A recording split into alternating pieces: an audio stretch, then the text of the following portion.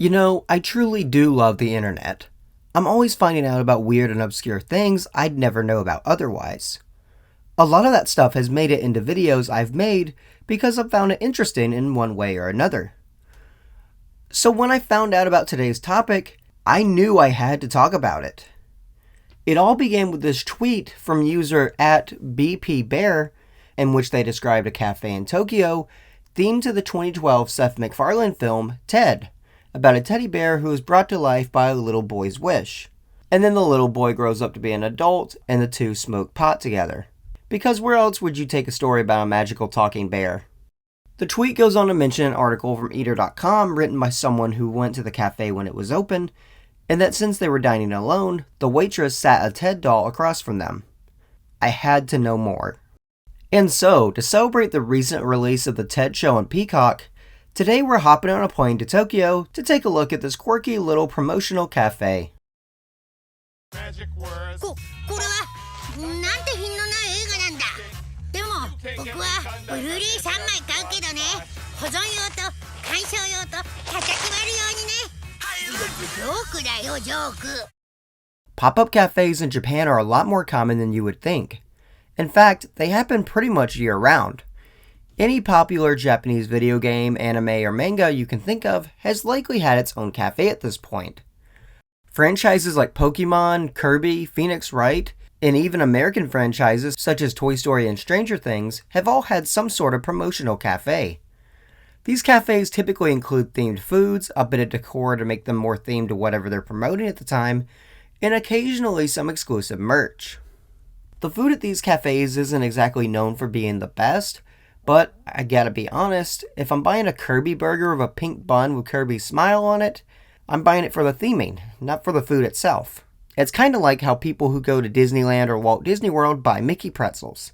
They're not buying them because they're good, they're okay. They're buying them because they're shaped like the world's favorite rodent. When I started researching this video, I was confused on why Ted, of all things, was chosen for one of these cafes. But then I realized something. Ted is, or at least was, huge in Japan. Can I interest you in a Figma Ted figure? How about a Revoltech Ted? Well, how about a Japanese copy of the movie's Blu-ray complete with Ted plushie?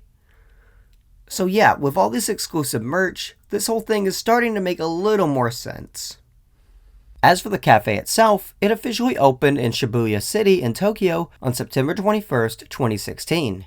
This was over a year after the August 2015 release date of Ted 2 in the country, so I'm still not quite sure as to why this cafe opened when it did. According to the Eater.com article I mentioned earlier, the cafe was tucked away on the second floor of a building in Shibuya. The cafe was also apparently only available by reservation, meaning you had to put in a little extra work if you wanted to dine there.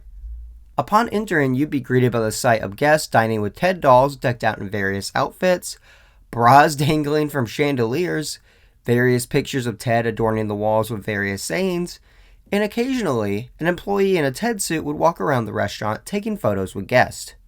The cafe featured a menu full of food and drinks themed to the foul-mouthed bear. These included, for the main entrees, Bay Colony's taco rice for 1,400 yen, Bay Colony's Loco Moco, which is a traditional Hawaiian dish which typically consists of white rice, topped with a burger, a fried egg, and brown gravy for 1,400 yen, Bay Colony's dry curry for 1,400 yen, Ted Face Pizza for 1,200 yen, Thunder Buddy's Big Hot Dog for 1,500 yen, Hamburger and Steak Plate for 1,500 yen, and Buffalo Chicken Wings for 1,500 yen. For the drinks, Ted Bottled Beer for 700 yen, Jello Shots for 800 yen, American Teddy Mojito for 900 yen, Bloody Mary for 1,000 yen, Teddy Beach, non-alcoholic, for 1,000 yen, Ted's Milky Banana, non-alcoholic, which I believe was some sort of banana split-like drink, for 1,200 yen, Ted's Tea Party, non-alcoholic, for 900 yen, Tequila Sunrise for 1,800 yen, Moet and Shandon Champagne for 1,200 yen for a glass, or 10,000 yen for the full bottle. You could also get a regular drink with your choice of either cola, orange juice, grapefruit juice, oolong tea, ginger ale, iced coffee, or iced tea for 500 yen. And finally for the desserts, Ted Gummy for 800 yen, Chocolate Parfait for 1300 yen, Sweet Ted's French Toast for 1200 yen, and Ted Cheesecake for 1100 yen. There were also special Ted Cupcakes available for Halloween, as well as 3 separate cakes you could order for your birthday or any other special occasion. The cafe also featured a store where you could buy t-shirts, water bottles, phone cases, and a Ted of your very own. The cafe didn't last very long, lasting just a few months before closing on December 19th, 2016. But the story of the Ted Cafe doesn't end there. There was apparently another pop-up in Yokohama, but aside from some posts on Instagram tagging that city, I couldn't find much more info than that. It's also worth noting that a lot of posts I found also tagged Shibuya, while the posts on the official Ted Cafe Instagram account that have the location tagged just have the Ted in Tokyo labeling from the first location. Which is weird to me because Yokohama is at least 40 minutes from Tokyo. If you have eaten at this Yokohama location, please let me know because I would love to get some clarification on this one. Another Ted Cafe opened at the Namba Park shopping mall in Osaka from March 1st to April 30th of 2017. The only real difference at this location from the first one is that instead of serving Bay Colony's Loco Moco as one of the dishes, a Japanese pancake and octopus dumpling plate was sold instead, for 1400 yen.